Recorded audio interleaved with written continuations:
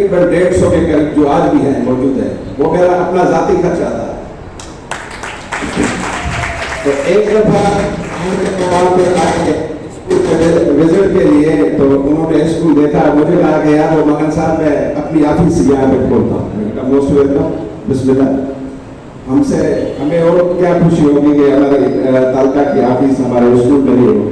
مطلب کہ یہ ہے کہ میرے اسکول میں انرولمنٹ جو تھی وہ بہت کم تھی، 25-26 کے برابر تھی، اور ہم 4-5 استاد تھے وہاں پر.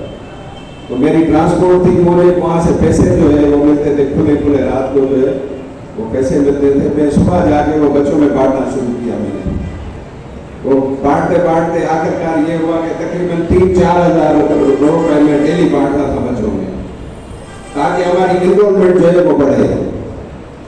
اور الحمدللہ میں نے تقریباً 250 تک انرولمنٹ کو جا کے پہنچائی.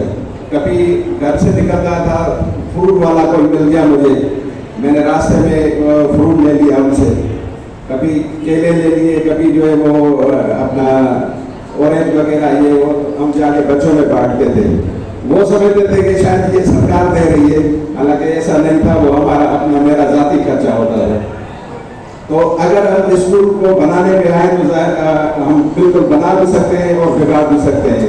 تو ہم یہ امید رکھتے ہیں آپ بچوں سے، بھائیوں سے، کہ ہمارے اسکول جو ہے وہ اچھے بنے اور ہم بہتر جو ہے استاد بنے اور اچھی تعلیم دیں. ظاہر سی بات ہے آج یہ جو آپ کو آرڈر دے رہے ہیں سائن والے میڈم صاحبہ، تو آپ کم سے کم 40-50 سال یہ آپ کو تاریخ یاد رہے گی کہ اوپر سے بکرا عید آ رہی ہے اور آپ کو آج جو ہے آرڈر مل رہے ہیں.